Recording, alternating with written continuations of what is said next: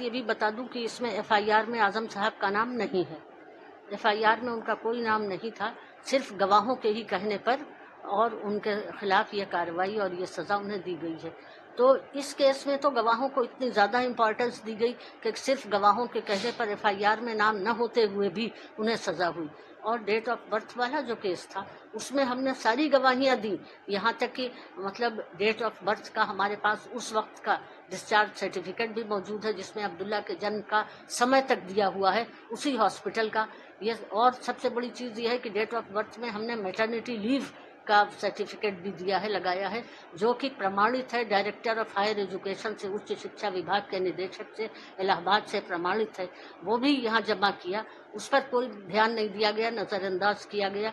Forensic evidence भी है, video evidence भी है, यानी 1990 का एक वीडियो जिसमें मेरे अपने भाई की शादी थी, उसमें अब्दुल्ला मेरी गोद में है, वो तक हमने कोर्ट में पेश किया, लेकिन हमारी गवाहियों को बिल्कुल नज़रअंदाज कर दिया गया उसमें हमें सज़ा दी गई गवाहियों को नज़रअंदाज करके। और डोगरपुर प्रकरण में गवाहों को इतनी इम्पोर्टेंस दी गई कि उनकी गवाहियों पर सज़ा दे दी गई आजम साहब को। ये दोहरा मापदंड सज़ाओं में क्यों है? और कानून इशारों पर सजाएं नहीं देता, कानून जो सज़ा देता है सबूतों पर देता है। बस आजम साहब को 10 साल की सज़ा कल हुई है। यहाँ मैं एक बात ये भी बता दूं कि इसमें एफआईआर में आजम साहब का नाम नहीं है। एफआईआर में उनका कोई नाम नहीं था, सिर्फ गवाहों के ही कहने पर और उनके खिलाफ ये कार्रवाई और ये सज़ा उन्हें दी गई है। तो इस केस में तो गवाहों को इतनी ज़्यादा इम्पोर्टेंस दी गई कि सिर्फ गवाहों के कहने पर एफआईआर में नाम न होते हुए भी उन्हें सज़ा हुई। और डेट ऑफ बर्थ वाला जो केस था उसमें हमने सारी गवाहियाँ दी, यहाँ तक कि मतलब डेट ऑफ बर्थ का हमारे पास उस वक्त का डिस्चार्ज सर्टिफिकेट भी मौजूद है जिसमें अब्दुल्ला के जन्म का समय तक दिया हुआ है उसी हॉस्पिटल का। ये और सबसे बड़ी चीज़ ये है कि डेट ऑफ बर्थ में हमने मैटरनिटी लीव का सर्टिफिकेट भी दिया है, लगाया है, जो कि प्रमाणित है डायरेक्टर ऑफ हायर एजुकेशन से, उच्च शिक्षा विभाग के निदेशक से, इलाहाबाद से प्रमाणित है। वो भी यहाँ जमा किया, उस पर कोई ध्यान नहीं दिया गया, नज़रअंदाज किया गया। फॉरेंसिक एविडेंस भी है, वीडियो एविडेंस भी है, यानी 1990 का एक वीडियो जिसमें मेरे अपने भाई की शादी थी, उसमें अब्दुल्ला मेरी गोद में है, वो तक हमने कोर्ट में पेश किया, लेकिन हमारी गवाहियों को बिल्कुल नज़रअंदाज कर दिया गया उसमें हमें सज़ा दी गई गवाहियों को नज़रअंदाज करके। और डोगरपुर प्रकरण में गवाहों को इतनी इम्पोर्टेंस दी गई कि उनकी गवाहियों पर सज़ा दे दी गई आजम साहब को। ये दोहरा मापदंड सज़ाओं में क्यों है? और कानून इशारों पर सजाएं नहीं देता, कानून जो सज़ा देता है सबूतों पर देता है। बस समझ में नहीं आता है कि हम लोग किस संस्कृति की तरफ बढ़ रहे हैं। हाल ही में अभी जब मैं जेल में ही थी, यहाँ मुझे पता चला कि यहाँ पर डॉक्टर भीमराव अंबेडकर, जो कि हमारे संविधान के निर्माता थे, उनका बोर्ड लगाने पर ही बहुत बड़ा एक बच्चे को अपनी जान की कुर्बानी देनी पड़ी है। अफसोस इस बात का है कि एक संविधान निर्माता के बोर्ड की जगह भी क्या हमारी ज़मीन पर नहीं मिल सकती? आज जो शख्स हमारे संविधान का निर्माता है, उसने हमें सरकारें दी हैं, उसने हमें देश की आज़ादी के बाद एक संविधान दिया कि जिस संविधान पर चलकर हम अपने लक्ष्य को प्राप्त कर सकते हैं। तो और उस अफसोस की बात यह है कि हमारे ही शहर में ऐसा कांड हुआ। जब हम अपने देश के संविधान के निर्माता की इज्जत नहीं कर सकते तो हम किसकी इज्जत कर सकते हैं? समझ में नहीं आता है कि हम लोग किस संस्कृति की तरफ बढ़ रहे हैं। हाल ही में अभी जब मैं जेल में ही थी, यहाँ मुझे पता चला कि यहाँ पर डॉक्टर भीमराव अंबेडकर, जो कि हमारे संविधान के निर्माता थे, उनका बोर्ड लगाने पर ही बहुत बड़ा एक बच्चे को अपनी जान की कुर्बानी देनी पड़ी है। अफसोस इस बात का है कि एक संविधान निर्माता के बोर्ड की जगह भी क्या हमारी ज़मीन पर नहीं मिल सकती? आज जो शख्स हमारे संविधान का निर्माता है, उसने हमें सरकारें दी हैं, उसने हमें देश की आज़ादी के बाद एक संविधान दिया कि जिस संविधान पर चलकर हम अपने लक्ष्य को प्राप्त कर सकते हैं। तो और उस अफसोस की बात यह है कि हमारे ही शहर में ऐसा कांड हुआ। जब हम अपने देश के संविधान के निर्माता की इज्जत नहीं कर सकते तो हम किसकी इज्जत कर सकते हैं?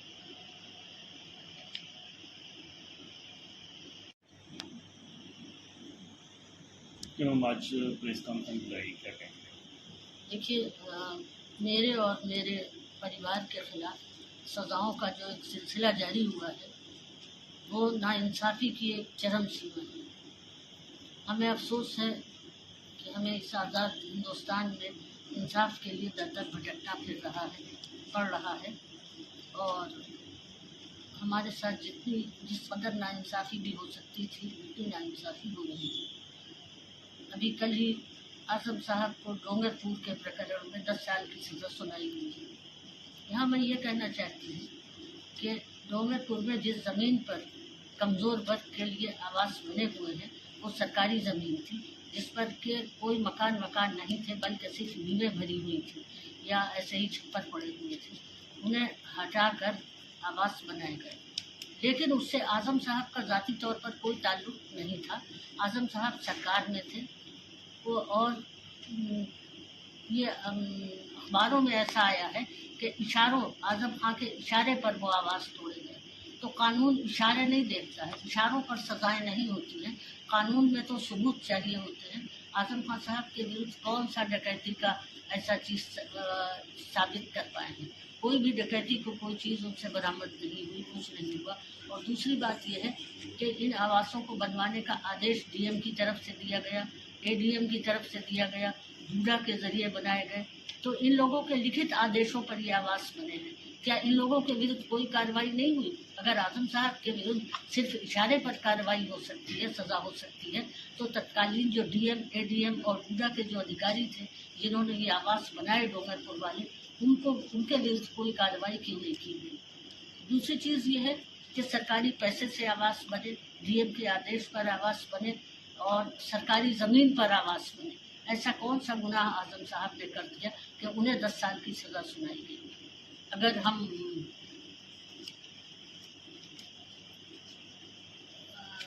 हम गरीबों की आवाज़ को समर्थन न देते कि गरीबों की आवाज़ बनाए जाए, हमने सिर्फ समर्थन दिया था। हमने कोई उनके लिए कोई बनाने के लिए कोई योजना परियोजना नहीं बनाई थी। ये सब कुछ प्रशासन के द्वारा किया गया था। हमें सज़ा क्यों दी गई? इसलिए कि हम गरीब वर्ग के साथ हैं, कमज़ोर वर्ग के साथ हैं।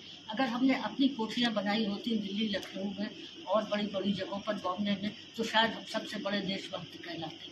लेकिन चूँकि हमने रामपुर के जो कमज़ोर वर्ग था उसके ही साथ रखकर यहाँ जो भी सहूलतें हम जनता को दे सकते थे वो देने की कोशिश की। यहाँ अस्पताल में उस वक्त जबकि कोरोना काल में, कोविड में, जबकि कहीं हर जगह ऑक्सीजन की कमी थी, आज़म साहब ने जो अस्पताल बनवाया उसमें हर बेड पर ऑक्सीजन सिलेंडर मौजूद था। यहाँ तक कि रामपुर में बाहर से जो लोग आए उन्हें भी एडमिट किया गया और उनका भी इलाज किया गया। पानी की जो इतनी अच्छी व्यवस्था रामपुर में की गई कि 100 साल तक भी पानी की कमी नहीं होगी, इतनी पानी की टंकियाँ बनाई गई।